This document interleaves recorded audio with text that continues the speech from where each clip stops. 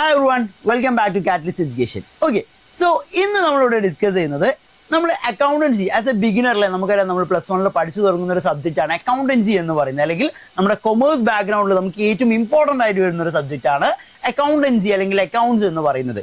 അക്കൗണ്ട്സിൽ നമുക്ക് കോമൺലി സംഭവിക്കുന്ന കുറച്ച് മിസ്റ്റേക്കുകൾ എന്തൊക്കെയാണ്, അത് എങ്ങനെയാണ് നമുക്ക് സംഭവിക്കുന്നത് ആൻഡ് വാട്ട് അല്ലെ, നമുക്ക് എങ്ങനെ അതിനെ റെക്ടിഫൈ ചെയ്യാം, ഈ കാര്യങ്ങളായിരിക്കും നമ്മൾ എന്ത് ചെയ്യുന്നത് ഈ ഒരു വീഡിയോ ഡിസ്കസ് ചെയ്യുന്നുണ്ടാവുക. സോ നമുക്ക് നോക്കാം. നമുക്കറിയാം നമ്മുടെ അക്കൗണ്ടൻസി എന്ന് പറയുന്നത് വളരെ ബേസിക് ആയിട്ട് വളരെ ഇമ്പോർട്ടൻ്റ് ആയിട്ട് നമുക്ക് വരുന്ന ഒരു സബ്ജക്റ്റ് തന്നെയാണ് അക്കൗണ്ടൻസി അല്ലെങ്കിൽ അക്കൗണ്ട്സ് എന്നൊക്കെ പറയുന്നത് അല്ലെ.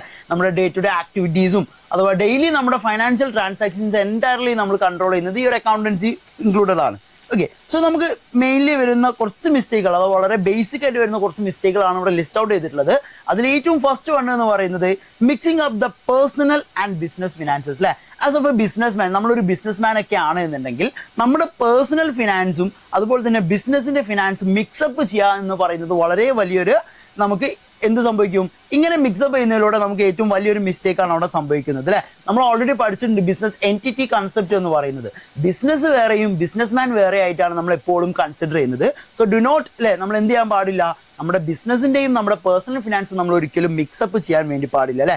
ഇങ്ങനെ ചെയ്യുന്ന സമയത്ത് നമ്മുടെ ഒരുപാട് എറേഴ്സ് സംഭവിക്കാം. അഥവാ നമ്മൾ ലാസ്റ്റിലേക്ക് നമ്മുടെ ഫൈനാൻഷ്യൽ എക്സ്പെൻസസ് ഒക്കെ മീറ്റ് ചെയ്യുന്ന സമയത്ത് എക്സ്പെൻസസ് കൂടുതലും നമുക്ക് വന്ന ഇൻകം കുറവ്, അങ്ങനെ ഒരുപാട് രീതിയിലുള്ള എറേഴ്സ് നമുക്ക് എന്ത് ചെയ്യാം അവിടെ വിസിബിൾ ആയിരിക്കും എന്നുള്ളതാണ് അല്ലെ. ലീഗലി നമുക്ക് അവിടെ കുറെ റിസ്കുകൾ വരുന്നുണ്ട്. ഇപ്പൊ ലയബിലിറ്റീസ് കൂടാനുള്ള ചാൻസസ് ഉണ്ട്. അതുപോലെ തന്നെ നമ്മുടെ പേഴ്സണൽ അസറ്റുകൾ മറ്റൊരാൾ വ്യൂ ചെയ്യാനുള്ള സാധ്യത കൂടുതലാണ്. ഇങ്ങനെ ഒരുപാട് പ്രശ്നങ്ങൾ നമുക്ക് എവിടെ സംഭവിക്കാം, ഈ ഒരു കാര്യത്തിൽ സംഭവിക്കാം എന്നുള്ളതാണ് ഏറ്റവും ഫസ്റ്റ് നമുക്ക് വരുന്ന ഒരു മിസ്റ്റേക്ക് എന്ന് പറയുന്നത്. രണ്ടാമതായിട്ട് പറയുന്നത് following behind on bookkeeping എന്ന് പറയും അല്ലെ. അഥവാ ബുക്ക് കീപ്പിംഗ് നമുക്ക് day to day transactions keep ചെയ്യാൻ വേണ്ടി നമ്മൾ ബുക്ക് കീപ്പിംഗ് എന്ന് പറയുന്ന പരിപാടി ചെയ്യാറുണ്ട്. അഥവാ ഡേ ടു ഡേ ട്രാൻസാക്ഷൻസ് നമ്മൾ റെക്കോർഡ് ചെയ്യുക എന്നുള്ളതാണ്. ഇത് റെക്കോർഡ് ചെയ്യുന്ന സമയത്ത് നമ്മൾ ഡാറ്റ എൻട്രി ചെയ്യാൻ ലേറ്റ് ആയി പോയി കഴിഞ്ഞാൽ, അല്ലെങ്കിൽ നമ്മൾ വിചാരിക്കുകയാണ് ഒരു വീക്കിൻ്റെ ഈ ഒരു വീക്കെൻഡിൽ നമുക്ക് എന്ത് ചെയ്യാം എൻട്രി ചെയ്യാം, അല്ലെങ്കിൽ ഒരു മന്ത് എൻഡ് ആവുന്ന സമയത്ത്, മന്ത് എൻഡ് എന്നൊക്കെ പറയുമ്പോൾ ഒരുപാട് റിസ്ക് എലമെന്റ് അവിടെ കൂടാണ് ചെയ്യുന്നത്. നമ്മൾ ഡേ ടു ഡേ ആക്ടിവിറ്റീസ് അല്ലെ, നമ്മുടെ financial activities day to day എന്നുള്ള രീതിയിലായിരിക്കണം നമ്മൾ അവിടെ എന്ത് ചെയ്യേണ്ടത്, റെക്കോർഡ് ചെയ്യേണ്ടത് എന്നാണ് അല്ലെ. കാരണം നമുക്ക് അൺഎക്സ്പെക്റ്റഡ് ആയിട്ടായിരിക്കും ക്യാഷ് ഫ്ലോ സംഭവിക്കുന്നുണ്ടാവും. ഒരുപാട് ക്യാഷ് ഇൻകമിംഗ് ഉണ്ടാവും, അതുപോലെ തന്നെ ഔട്ട് ഫ്ലോയും ഉണ്ടാവും. സോ ഈ ക്യാഷ് ഫ്ലോ എന്ന് പറയുന്നത് അൺഎക്സ്പെക്റ്റഡ് ആയിരിക്കും. സോ നമുക്കത് എങ്ങനെ മാനേജ് ചെയ്യാന്നുള്ളത് ലാസ്റ്റിലോട്ട് വെക്കുന്ന സമയത്ത് ഭയങ്കര ഹാർഡായിരിക്കും എന്നുള്ളതാണ്. രണ്ടാമതായിട്ട് പറയുന്നത് ഒരു ഇൻഅക്യുറേറ്റ് ആയിട്ടുള്ള ഒരു ഡിസിഷൻ എടുക്കുക എന്നുള്ളതാണ് അല്ലെ. ഇപ്പം നമ്മൾ റിയൽ ടൈം ഡാറ്റയിലൊക്കെ വർക്ക് ചെയ്യുന്ന സമയത്ത് അത് അങ്ങനെ ആയിരിക്കും, അല്ലെങ്കിൽ അപ്രോക്സിമേറ്റ് അത്രയാണ് എന്നുള്ളൊരു റിസ്ക് നമ്മൾ അവിടെ എടുക്കാൻ പാടില്ല. കറക്റ്റ് എമൗണ്ട് എത്രയാണോ, കറക്റ്റ് ടൈം ഏതാണോ ആ ഒരു ടൈമിൽ ട്രാൻസാക്ഷൻസ് റെക്കോർഡ് ചെയ്യുക എന്നുള്ളതാണ്. മൂന്നാമതായിട്ട് നമുക്ക് പറയാൻ പറ്റുന്നത് not keeping track of receipts and documents അല്ലെ.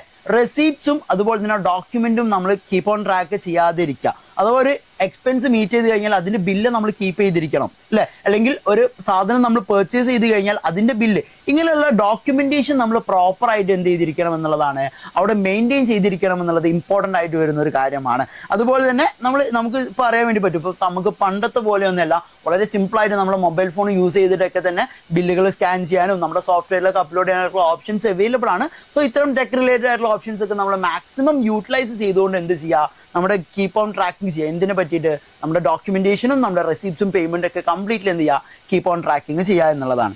പിന്നീട് നാലാമതായിട്ട് നമുക്ക് സംഭവിക്കുന്ന ഒന്നാണ് data entry errors or miss classification എന്ന് പറയുന്നത്.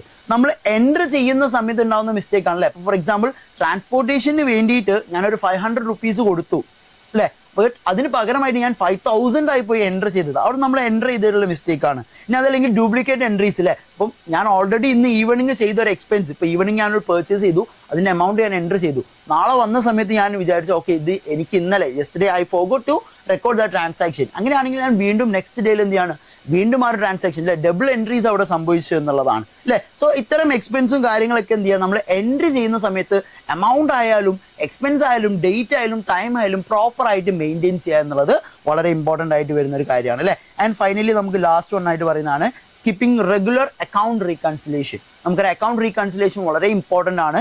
അത് റെഗുലർ ആയിട്ട് ചെയ്ത് കഴിഞ്ഞാൽ എന്തൊക്കെ എറേഴ്സ് ഉണ്ട് എന്നുള്ളത് കാണാൻ വേണ്ടി പറ്റും. ഇൻഅക്യുറേറ്റ് ആയിട്ട് എന്തൊക്കെയാണ് എന്നുള്ളത് നമുക്ക് റിപ്പോർട്ടിൽ വ്യൂ ചെയ്യാനൊക്കെ വേണ്ടിയിട്ട് പറ്റും. സോ റെഗുലർ ആയിട്ട് എന്ത് ചെയ്യുക, അക്കൗണ്ടിനെ റീകൺസിൽ ചെയ്യുക. ബാങ്ക് ആണെങ്കിലും അതുപോലെ തന്നെ നമ്മുടെ കയ്യിലെ ക്ലാഷ് ആണെങ്കിലും